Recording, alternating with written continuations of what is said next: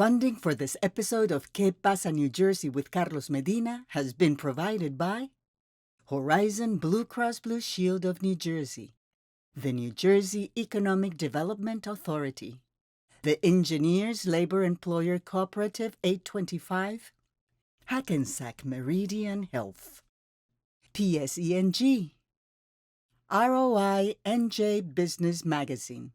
Hola familia, welcome to a very special episode of Qué Pasa. I'm Carlos Medina. And I'm Marisol Medina. Father's Day brings both joy and reflection as we celebrate the bond between fathers and daughters and honor the memory of my dad, Modesto Bob Medina, who passed away earlier this year.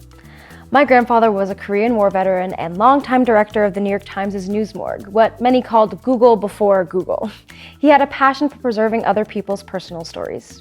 Today we continue that legacy with another father-daughter duo, returning guest Jeff Gomez, storytelling pioneer and CEO of Starlight Runner, and his daughter Evangelia Artemis-Gomez, a rising force following in his footsteps in the storytelling world. This episode is about more than just Father's Day. It's about familia, legacy, and the stories that shape who we are. Let's dive in. You're one of those people that should have had a show for a long time. It's amazing. It's amazing. It's amazing.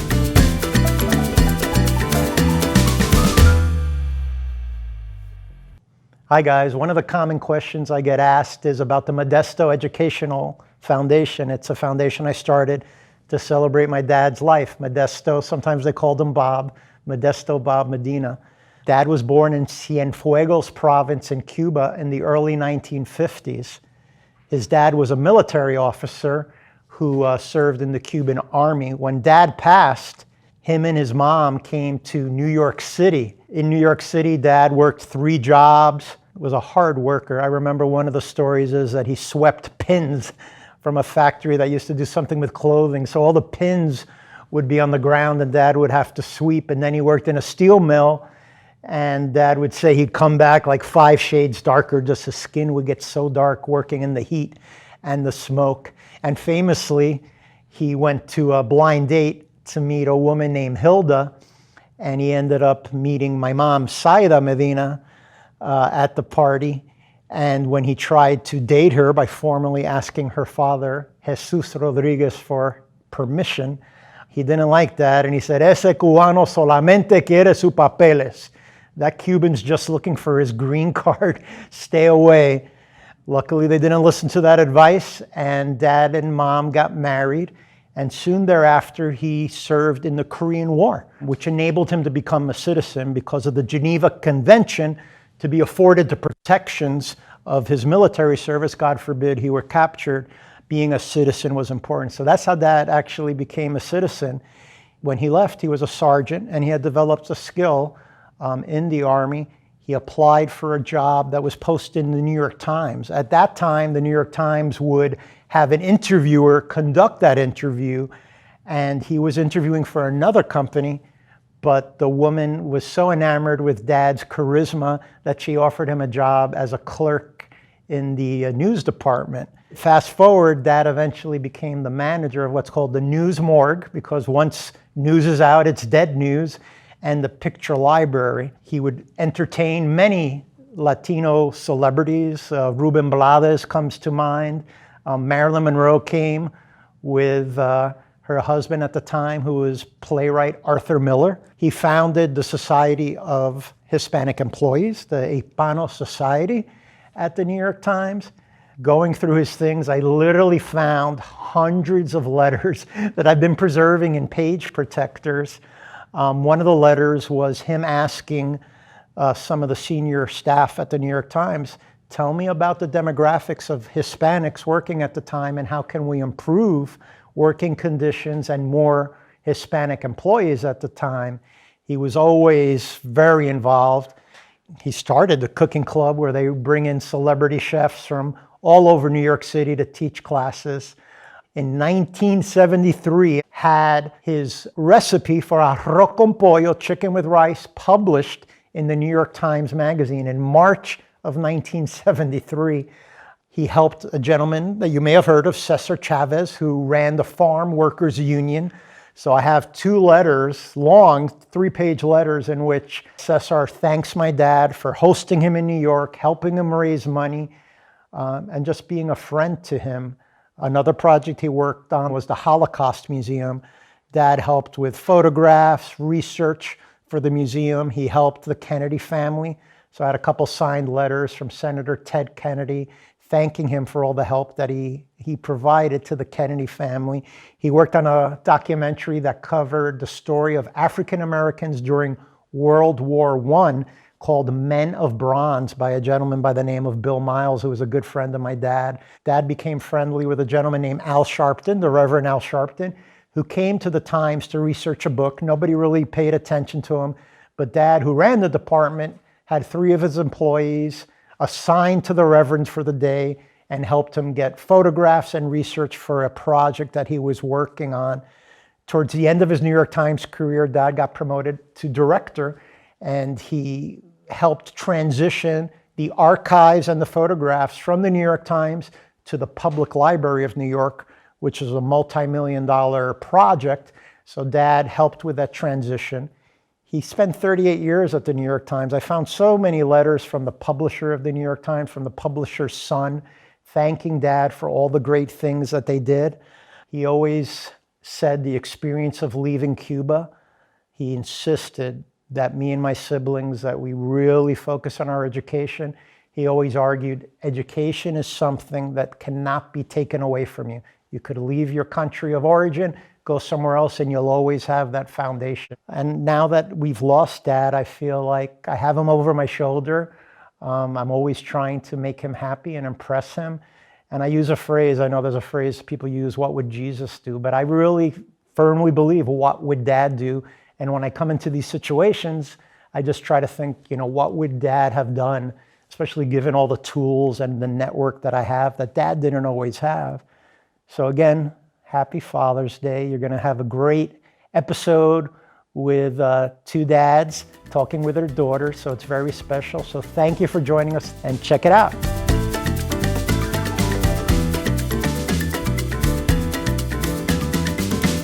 Welcome back to Qué Pasa, Jeff, and you brought your lovely daughter, Evangelia. Thank you for joining us. It's a thrill, and I'm so proud to bring the kid along. I love it. Since we last had a conversation, you've been really involved with the Ultraman project. Tell us about the project and how that has either challenged or expanded your storytelling talents. Well, thanks for the opportunity to talk about it, Carlos. Ultraman is a superhero from Japan. He's an evergreen brand there, an evergreen property. He's been around for 60 years. Over 2,600 episodes of Ultraman exist, and he kind of reincarnates every year into a new form. We were tasked, Evangelia, myself, and my team at Starlight Runner, with helping to popularize Ultraman in the United States, because he hasn't been around for a while. And so our responsibility is to be transmedia producers, to examine all the different media platforms and make sure that Ultraman gets out there and reaches our target audience, which is young people who might be into Japanese pop culture, anime, people who like Marvel superheroes, that kind of thing, to make them kind of meet and love Ultraman. So Evangelia, I wanted to ask you a question. Growing up with a dad so immersed, obviously, in world building and global storytelling, what was that like for you? And did you always feel pulled towards creative work?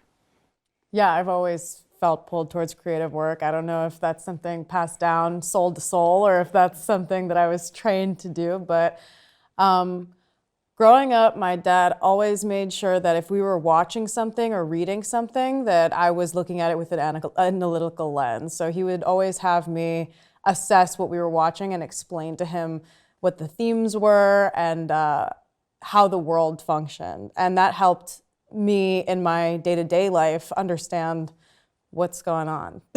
Because it's confusing sometimes. But I was able to make sense of it that way, and it gave me a creative outlet. It helped me translate my thoughts and ideas into mediums. Like I write comics and novels, and right now I have the privilege of working as a writing consultant and a writer for his company. Obviously a very creative daughter. What have been some of the lessons, and maybe tell our viewers, how have you been able to nurture that creativity and not necessarily some parents could tamp down that creativity? Some of it has to do with being a Puerto Rican and growing up in the city in the 60s, 70s, and 80s when, life was a little rough, and story, getting into cartoons and anime and science fiction and fantasy helped to inspire me to live a better life. I found wisdom in these stories that I used in the real world, and somehow it worked, and so if it worked for me, maybe I could throw a little toward Evangelia. Whenever I was uncomfortable in like early schooling and I missed home, or I wasn't getting along with others, my dad would say, think of a story. And so I would think of stories and I would write my ideas down, and then I would, tell other kids about them and they would enjoy them. And then we would all end up playing at recess the stories that I wrote. And I ended up writing like long form stuff from that point on, so it was a great way to synthesize the things I was feeling. Why does the character do this? What does the character want? What is the meaning of the story that you're writing? And what do you want to say? What do you want to say? So important in this day and age. How do you think being a dad has influenced your professional perspective on telling stories? Entirely so, entirely so. I now know what it's like to have this level of responsibility, and when you're telling a story, I enjoy being involved with stories that are going to be exposed to millions and millions of people. Sometimes I have to remind my colleagues in Hollywood that these narratives must uplift your audience, must give them food for thought, so that they can take it and create their own narratives, even if it's the narrative of their life. And so that's my dad coming out and speaking truth to the Hollywood power. Evangelia, having a dad that has taught you so much, not only storytelling, but about being present, being grounded. Tell me about that experience. Yeah, I think one of the most important things my dad ever taught me is that no matter what, you always have a choice. You can control the narrative of your life. And that might mean sometimes making sacrifices. It doesn't mean you always get to choose whatever you want, but there's always a choice between one path and another. So I've been emboldened to trust my intuition because of that. Thank you. So this is kind of for both of you. As a family that's rooted in storytelling, creativity, how has your heritage impacted your storytelling? Growing up in New York City, I'm very lucky to be surrounded by a lot of multicultural people. I know for myself, I love being multicultural because there's always a deep well to pull from, right? Anytime I want to do something creatively, I can think about my ancestors and their stories and how palpable those stories are. My dad always reminded me of how endurant and how perseverant Puerto Rican people are. So that's something I've always taken with me. I think so much of my confidence is built on knowing that my ancestors would be proud to see how far we've come. I remember the sadness, Carlos, to be Puerto Rican when I grew up in the city, to be looked down upon quite often, I moved out of the projects and into Queens, the suburbs, so to speak, right? And that was the first time that I encountered people who hated me because there was a Z at the end of my last name. I empathize with people who are othered to this day, and it's my job to listen to those who are, and to have Evangelia remind me about what's going on at the street level, so that I don't forget, to make sure that those aspects of story are infused. So, what challenges or maybe unexpected joys have you guys found in collaborating together? To come from a premise that that my daughter is going to be better at this than me can sometimes be a little difficult to take, but it's also awesome. I'm so lucky that my dad does something cool that I care about, right? I have a lot of friends who couldn't care less what their dads do, but for me, it's all I want to do. I mean, you know, I hope I can live up to the career that he's had. So the fact that you say that you're scared I might surpass you, it's like, I hope so. That's Great, No, but that'll be a hard feat, is because you've done so much, and I don't have any complaints about working for my dad. I love it. You know, I've been trained for this my whole life just by being your daughter. So at the same time, I love that there's a little bit of an edge there. I love that she dares go where at 22 I did not, and that she's willing to experiment. When I was her age, all I wanted was to create giant pop culture, projects. But Evangelia, as an artist, that's fine. But also, there's this other thing, right? In terms of how you express yourself, in terms of what you want to do. yeah, I mean, I guess, you know, if any challenge, it would be that we work with major intellectual properties, and I, my track record is edgier. The art that I make is less palatable to larger groups of people. Do you have to put that on your Instagram? Right. A lot of that. We wanted to take a moment to ask, flip it and ask you guys some questions. We're ready. What impact do you hope to have with your work on me and also on the world? I lost your grandpa, my dad, recently, and I feel like he's really been sending me a ton of messages. I want you to not go through struggles that I've gone through, and that's why I'll give you a hard time, because I see you walking towards something that's going to cause you pain. Like any parent, we'll take the pain rather than you, right? So I don't want you to go through those things. So that's why I try to build a network for you and give you doors that you could open on your own, but I just want to at least have opportunities placed in front of you. Because my dad, to some extent, did that, but he came here from another country. He was really starting behind the eight ball, so I have a responsibility. I always think if Dad had what I had, like, he'd be president of the United States. So I always have this guilt, like I'm not doing enough because my dad did so much with so little, and I have so much. I feel like, I got a lot of responsibility. So I just want to have you have an easier time and show your skills and your talent to continue to do the things you love, just to have a little easier time and unite and help each other. That's all. I think that the world will be a better place the more we talk, get to know each other, use storytelling to tell our differences.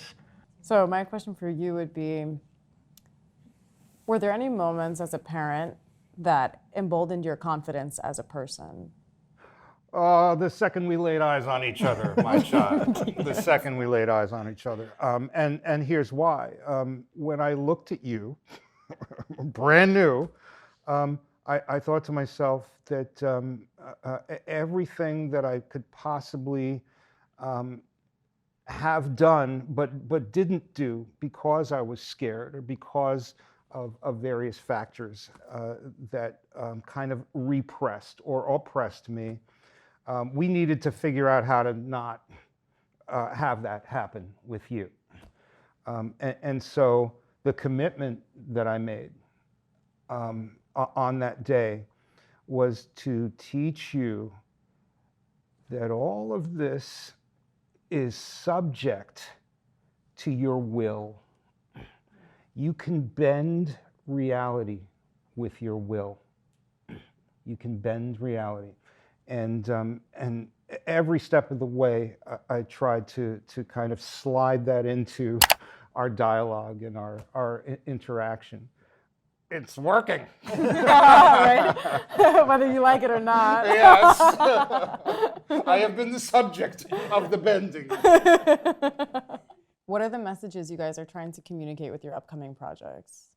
The message that I want to pass on to my next project, and even in this next phase of my life, my work, is with listening, we are capable of reconciling tremendous differences, because a story, to me, to a degree, it gets a little tiresome when it's a good guy and a bad guy and the good guy beats the bad guy. There's always going to be another villain. I like to try and model my stories for young people who are facing the challenges of today. And the challenges of today are systemic. And there are flaws in our system. The people, the so-called antagonists, the villains, they're just taking advantage of flaws in our system, right? So if we concentrate on the bad guy, the flaw is going to stay there. What if we can agree with one another? The villain doesn't even matter as much. If we agree with one another, let's fix the flaw. Let's fix it. The villain's going to resist, and there's going to be plenty of action. But in the end, we might actually repair it. It's happened before. We fixed things before. We can repair the system, and then it'll get better for everyone. So that's really, thank you for asking that. That is a key point that I'm trying to make with my storytelling.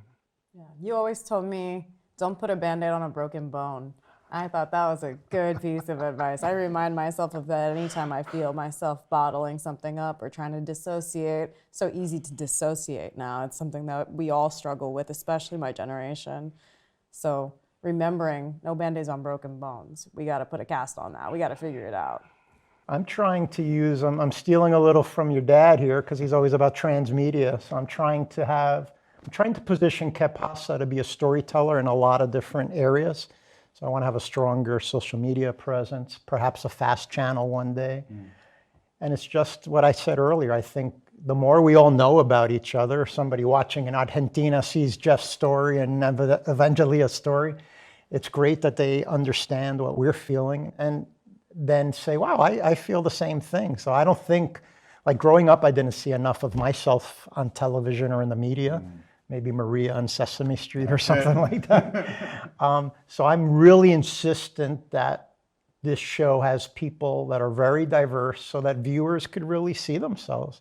You know, some young Latinos will see you too and go, wow, this is great. Some young Latino will see Jeff and they do comic books, like my nephews do comic books. Sure. So just storytelling, competent storyteller from an authentic place, because I think sometimes our stories are told not by us, but by others. So we're allowing the narrative to be shaped by somebody that's not living it, which is really a travesty, but it happens every day. Sure. So authentic storytelling, making sure I have guests that could tell their authentic story. So that's my goal, just to have a lot of opportunity to speak to diverse people and tell their diverse stories to a diverse audience.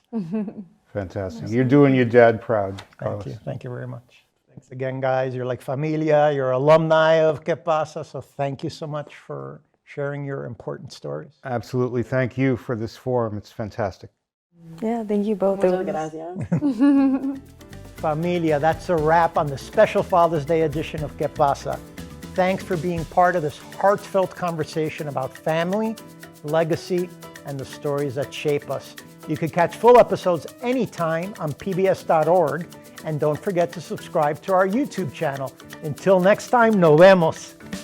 Funding for this episode of Qué Pasa, New Jersey with Carlos Medina has been provided by Horizon Blue Cross Blue Shield of New Jersey, the New Jersey Economic Development Authority, the Engineers Labor Employer Cooperative 825, Hackensack Meridian Health, PSENG, ROI NJ Business Magazine,